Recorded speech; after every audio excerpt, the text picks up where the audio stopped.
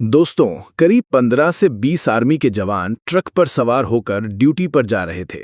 जिस रास्ते से आर्मी वालों का ट्रक जा रहा था, उसी रास्ते पर एक घमंडी पुलिस इंस्पेक्टर चेकिंग कर रहा था। इंस्पेक्टर ने आर्मी के ट्रक को रोका और गुर्राया, साथ ही बेइज्जती भी की। उसके बाद आर्मी के सभी जवान ट्रक से उतर गए और इंस्पेक्टर की तरफ बढ़े। उसके बाद आर्मी वालों ने जो किया, जानकर आपके होश उड़ जाएंगे। दोस्तों, उससे पहले आपसे एक ही रिक्वेस्ट है कि अगर आप भी आर्मी को दिल से लाइक करते हैं तो वीडियो को एक लाइक और चैनल को सब्सक्राइब भी कर दीजिए।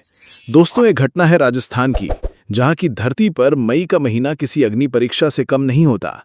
सुबह सुबह हल्की ठंडी हवाओं के साथ सूरज उगता है, लेकिन जैसे जैसे दिन चढ़ता है धरती अंगारों की तरह तपने लगती है।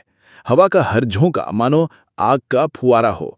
सड़क का डामर पिघलकर बुलबुले छोड़ता है और पेड़ों की छांव भी किसी जलते तवे जैसी लगती है। उस दिन भी ऐसा ही मंजर था। हाईवे नंबर 62 पर धूप का राज था। आसमान नीला नहीं बल्कि सफेद चमक से भरा हुआ था। लोग अपने अपने काम से निकल रहे थे, पर हर किसी के चेहरे पर गर्मी की मार साफ झलक रही थी। इसी सड़क के किनारे एक चौकी थी। वहां तैनात थे सब इंस्पेक्टर बलवंत सिंह। लंबा चौड़ा शरीर, चौड़े कंधे, घनी मूछें और आंखों में अकड़। बलवंत सिंह को थाने में सब सरदार कहकर बुलाते थे। वो अपनी ड्यूटी को लेकर सख्त तो थे, लेकिन उनका अंदाज कभी कभी अहंकार में बदल जाता था। उस दिन उन्होंने नाकाबंदी लगवाई थी। कारण था, कुछ दिनों पहले इसी रूट से शराब की बड़ी खेप पकड़ी गई थी और खबर आई थी कि आज फिर से अवैध माल इसी रास्ते से जाने वाला है। सड़क के किनारे बैरिकेड्स लगाए गए थे। पुलिस वाले पसीने से लथपथ होकर भी हर गाड़ी रोक रहे थे। कोई ट्रक, कोई जीप, कोई निजी कार, सबको रुकना पड़ रहा था। भाई जल्दी करो, धूप में खड़े खड़े जान निकल रही है, एक ड्राइवर ने शिकायत की। बलवंत सिंह ने आंखें तरेर कर कहा, अरे चुपचाप खड़े रहो, जब तक कागज नहीं दिखाओगे गाड़ी आगे नहीं जाएगी। ड्राइवर सहम गया। उसने जल्दी से कागज निकाले और सिपाही को थमा दिए। पुलिस वाले चालान काटते, कभी गाड़ी की डिक्की खोलते, कभी बैग की तलाशी लेते। ये नजारा देखकर आम लोग मन ही मन बुदबुदाते। भाई पुलिस वालों का भी क्या हाल है, धूप में खड़े हैं और ऊपर से इतनी सख्ती। लेकिन कुछ लोग कहते, नहीं नहीं, ये सब दिखावा है, असली मकसद पैसे कमाना होता है। बलवंत सिंह सब सुनते थे, लेकिन उनकी परवाह नहीं करते थे। उनकी सोच साफ थी, कानून का राज मैं ही हूं। इसी बीच दोपहर के करीब 12:30 बजे दूर से धूल का गुबार उठा। पहले लगा कोई और ट्रक आ रहा है, लेकिन जब गाड़ी पास आई तो सबकी नजरें ठहर गईं। वो था एक बड़ा हरे रंग का आर्मी ट्रक। उस पर कैमोफ्लाज रंग की छाप थी। गाड़ी की नंबर प्लेट पर साफ लिखा था, इंडियन आर्मी। ट्रक के अंदर करीब 15 से 20 जवान बैठे थे, सभी थके हारे, मगर चेहरे पर वही अनुशासन और सख्ती। ट्रक के ऊपर तिरपाल बंधा था, जिसमें सामान रखा था। ट्रक देखकर चौकी पर खड़े कई लोगों के चेहरे चमक उठे। एक बुजुर्ग किसान ने पास खड़े लड़के से कहा, बेटा देखो, ये वही लोग हैं जिनकी वजह से हम चैन की नींद सोते हैं, सरहद पर रहते हैं, तब जाकर गांव शहर सुरक्षित रहते हैं। लड़के ने मासूमियत से पूछा, दादा ये लोग कहाँ जा रहे होंगे? किसान ने गर्व से कहा, सीमा की ओर, जहां हर रोज मौत से खेलते हैं। भीड़ में ये गर्व तो था, लेकिन बलवंत सिंह की आंखों में कुछ और ही चमक थी। उन्होंने मूंछों पर हाथ फेरा और बुदबुदाए, आर्मी का ट्रक है, देखता हूं आज ये कितना बड़ा बड़ा होता है। पुलिस की ताकत का एहसास इन्हें भी होना चाहिए। इतना कहकर उन्होंने हाथ उठाया और ट्रक को रुकने का इशारा किया। ट्रक धीरे धीरे आकर बैरिकेड के सामने रुका। ड्राइवर ने ब्रेक लगाया और ट्रक के दरवाजे से एक जूनियर कमीशन्ड ऑफिसर उतरे। उनका चेहरा धूप से तपा हुआ था, लेकिन आंखों में संयम और आत्मविश्वास साफ झलक रहा था। जेसीओ ने आते ही पूछा, क्या बात है, हमें क्यों रोका गया?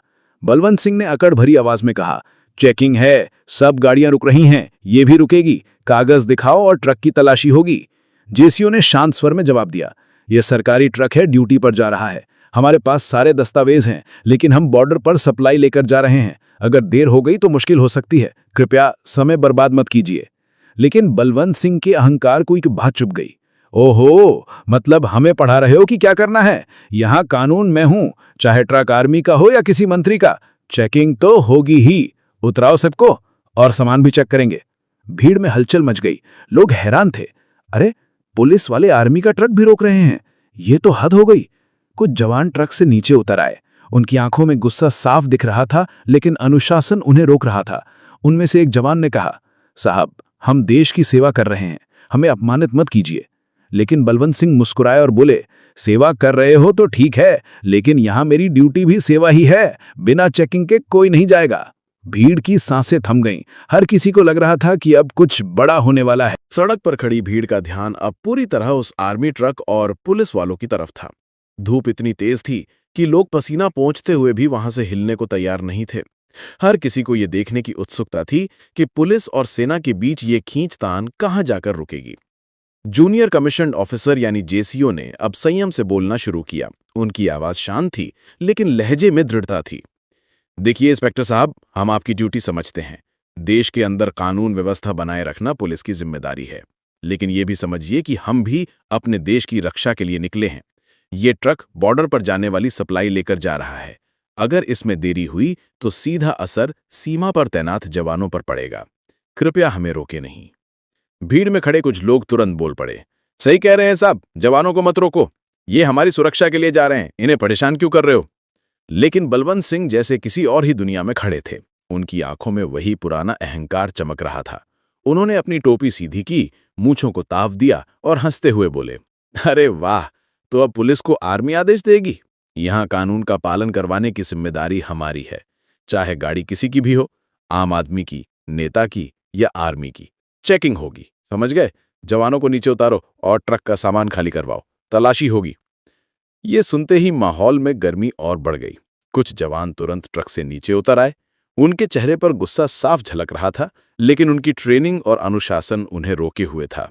उनमें से एक जवान ने आगे बढ़कर कहा, साहब लहजा बदल लीजिए, हम सैनिक हैं, गुंडे बदमाश नहीं, आप हमसे ऐसे बात नहीं कर सकते। भीड़ ने जोर से तालियां बजा दी। कई लोगों ने कहा, सही जवाब दिया, सेना को अपमानित करना ठीक नहीं है। बलवंत सिंह का चेहरा लाल हो गया। उन्हें अपनी सत्ता को चुनौती मिलना बर्दाश्त नहीं था।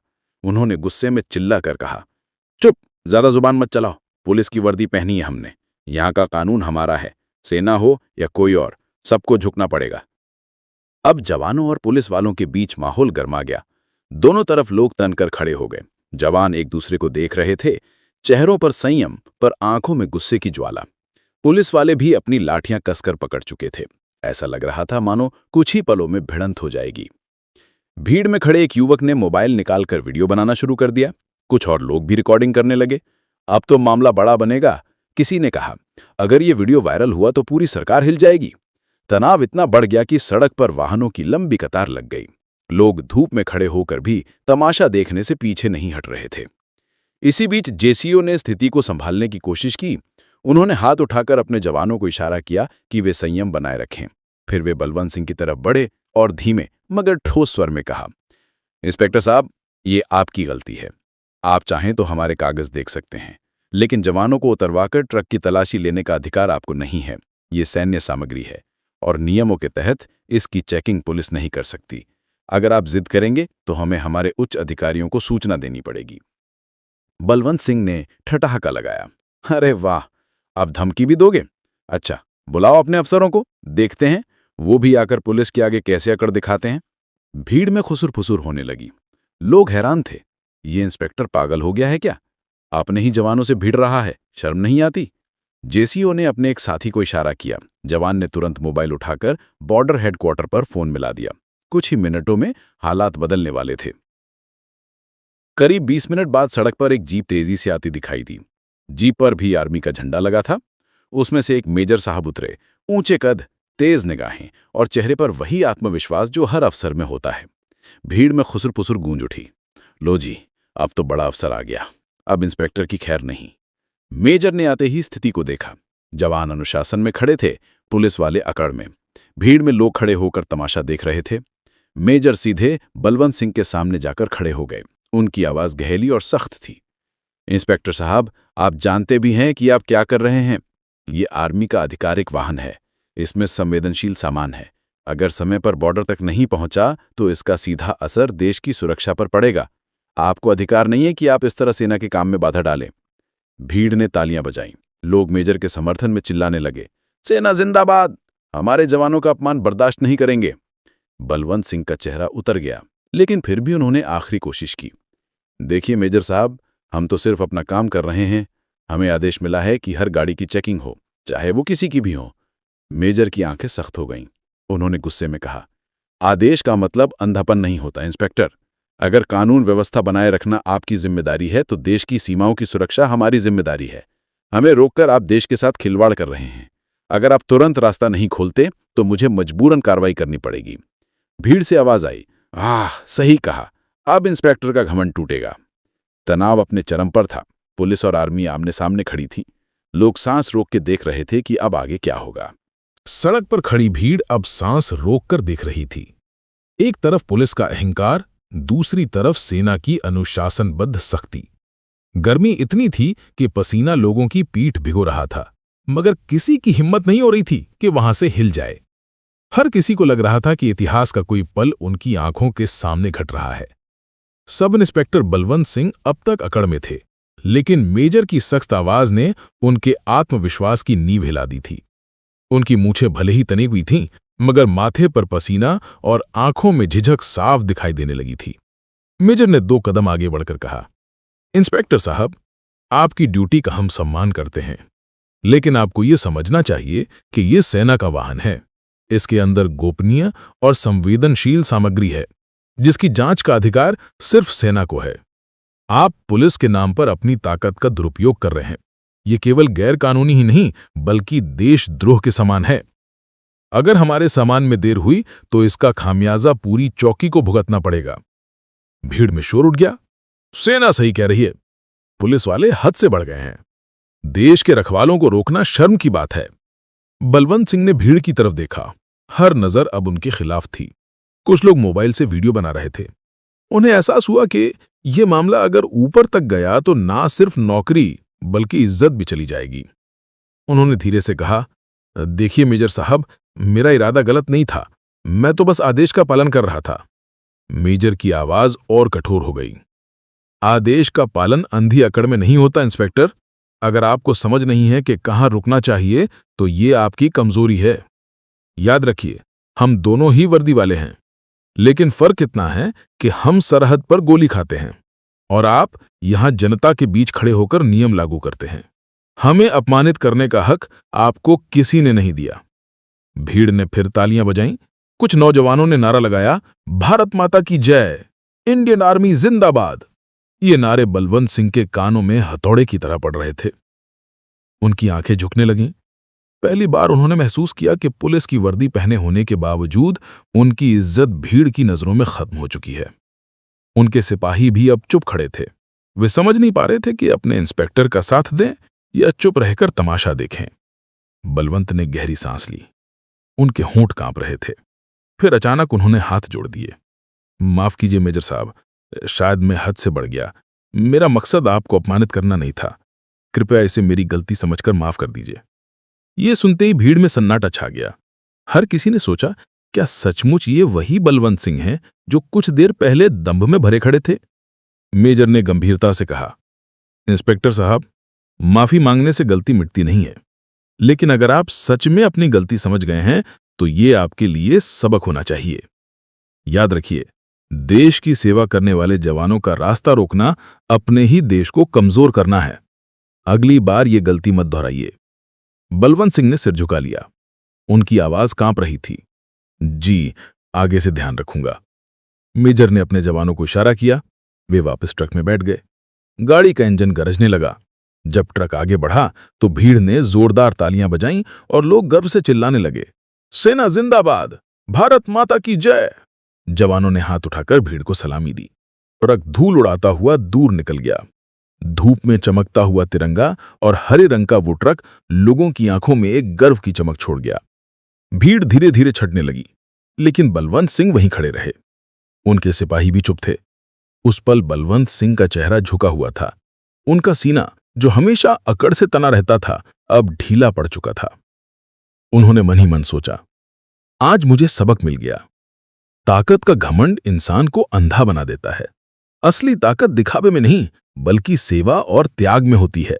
यही वजह है कि जनता सेना का सम्मान करती है और हमें तिरस्कार भरी नजर से देखती है। उनकी आंखों में उस दिन पहली बार नमी आई।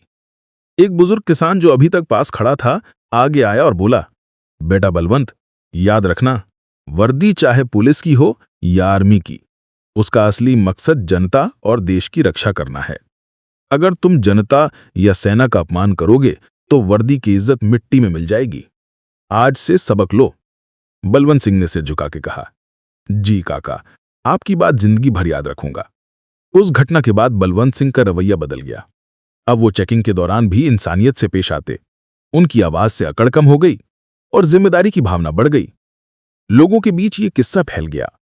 याद है जब इंस्पेक्टर बलवंत ने आर्मी का ट्रक रोका था और बाद में माफी मांगनी पड़ी थी। ये कहानी गांव-गांव में फैल गई। लोग इसे अक्सर सुनाते और कहते, देखो, घमंड चाहे पुलिस का हो या किसी और का, टूट कर ही रहता है।